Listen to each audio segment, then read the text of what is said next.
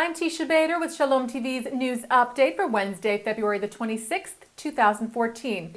After denying that it was hit by any airstrikes yesterday, Shiite terror group Hezbollah today claimed the Israeli Air Force had attacked one of its bases Monday night. Lebanese Al-Manar television, closely associated with Hezbollah, quoted the group, however, as saying that contrary to reports, there were no casualties in that attack, and that reports that the strike targeted their artillery or rocket bases was also not true. Hezbollah vowed retaliation on Israel for the alleged attack, saying they would choose the time and place to respond. As we reported to you yesterday, Israel neither confirmed nor denied the alleged airstrikes, which were reported by Lebanese media, which also reported that several Hezbollah militants were killed in the airstrikes. Meanwhile, Time magazine reported that an anonymous Israeli official told them yesterday that Israel was behind the airstrikes and that IAF jets struck a convoy which was carrying surface-to-surface missiles from Syria into Lebanon in order to prevent those missiles from getting into Hezbollah's hands. And staying with Hezbollah, the group called on the Palestinian community to reclaim their role of resistance against Israel. The group stated on their official website that Palestinians and their resistance to Israel is the best way to fight the, quote, crimes of the Israeli army. They called on the Palestinians to protect Jerusalem and the Temple Mount. The Temple Mount has been the focus of discussion in Israel in recent days after several occurrences of rioting at the site over the last month by Arabs objecting to any Jewish presence there. And yesterday, 20 masked Palestinians threw stones and firecrackers at Israeli police from the Temple Mount. Israel police dispersed the rioters and arrested 3 suspected of throwing rocks and firecrackers. Police spokesman Mickey Rosenfeld said 2 Israeli policemen were lightly hurt in those clashes. And yesterday, Israel's Knesset held the first ever plenum discussion on the topic of Israeli sovereignty at the holy site. This brought a strong reaction from lawmakers in Jordan, some of whom called for the cancellation of the peace treaty with Israel. They also called for the return of the Jordanian ambassador from Tel Aviv. The Jordan Times reported that 47 Jordanian parliament members signed a petition yesterday that called for the cancellation of the 1994 treaty with Israel and criticized the Jordanian government for not taking, quote, a strong stance in what they said is the Knesset's attempt to, quote, revisit Jordan's role as custodian of the Islamic and Christian shrines in Jerusalem. The Jerusalem Post reports that Israel's chief of police has opened an investigation into the suspected incitement aimed against Israeli finance minister and Yesh Atid party head Yair Lapid. Lapid has been facing threats in the last few days due to his decision to enforce the military draft in Israel of Haredi or ultra-Orthodox men into the IDF. Yesterday, a well-known attorney in the Haredi community told Army Radio that there were rumblings of possible violence against the finance minister. Israel Police Chief Yochanan Danino ordered an investigation today into the suspected incitement against Lapid in several Haredi publications and said he would like to bring those responsible to justice.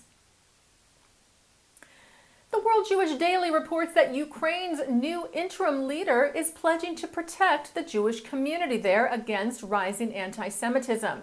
According to Ynet, Chief Rabbi of the Ukraine, Yaakov Bleik, said he met with acting President Alexander Tuchinov, who promised to do everything he could to safeguard the country's Jewish community, including stepping up safety and security measures there, following several anti-Semitic attacks that have occurred over the last month or so.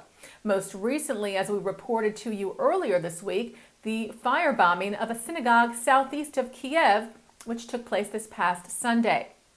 Jewish leaders in the region and beyond have expressed concern that such attacks could continue and grow, especially considering the recent political turmoil in the Ukraine.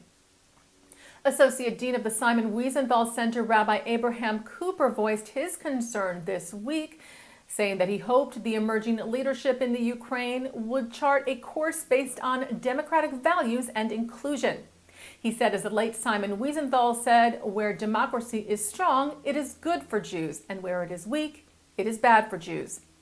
Nothing will better guarantee a future for Ukrainian Jewry than the end of violent confrontations and the restoration of true democratic rule. World Jewish Congress President Ronald Lauder expressed his hope for the new leadership in Ukraine. Lauder said, "We hope and expect that all members of the new Ukrainian interim government will promote equal rights for all citizens and harmony among Ukraine's diverse communities." Lauder added that the World Jewish Congress was closely monitoring the situation, stressing that there must be a zero tolerance toward any manifestations of anti-Semitism.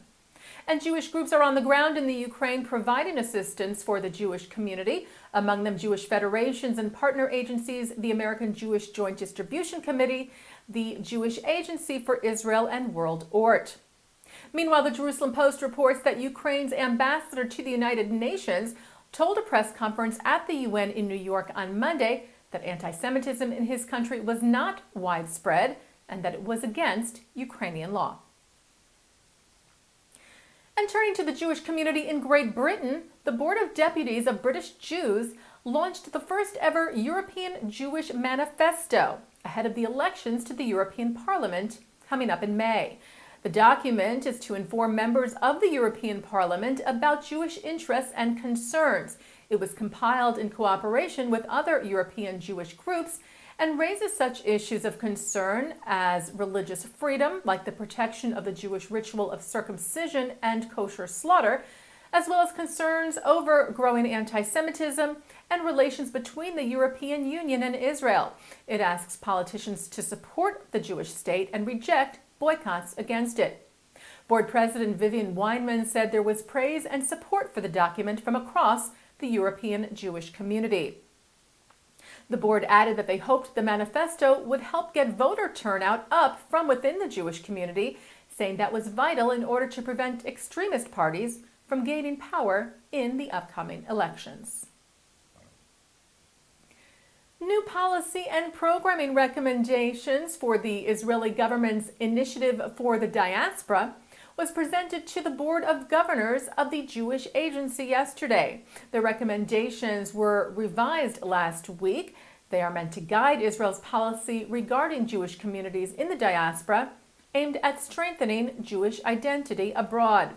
Jerusalem and Diaspora Affairs Minister Naftali Bennett recently told the Jerusalem Post that the initiative requires an annual government investment of 1 billion shekels, with half of those funds already spent on programs in place right now, like Birthright and Masa, and will have to be matched 2-to-1 by participating diaspora groups. Israel's cabinet is expected to pass a resolution regarding the initiative in the next week or so. And turning to our Shalom TV programming for tonight, Wednesday, February the 26th, at 8 o'clock, author Daniel Goldhagen gives the 2014 State of Anti-Semitism lecture called The Devil That Never Dies, that is presented by the Museum of Tolerance of New York and the Simon Wiesenthal Center. Then at 9 o'clock, founder and chair of Fordham's Leadership Forum at the Schools of Business and author of The Best Thing That Could Ever Happen to You, Sander Flom, talks about how to land a job and cope with unemployment. And then Marpeh Lenefesh spokesperson Rabbi Peretz Cherish talks about mental wellness. That's all coming up on L'chaim at 9. And then at 10 o'clock, author Douglas Rushkoff and president of Klal, Rabbi Erwin Kula, ask the question, whose Torah is it? From the Jewish Futures Conference. That's tonight here on Shalom TV and ShalomTV.com. Bodies and space together. And that's Shalom TV's news update for Wednesday, February the 26th, 2014. I'm Teisha Bader.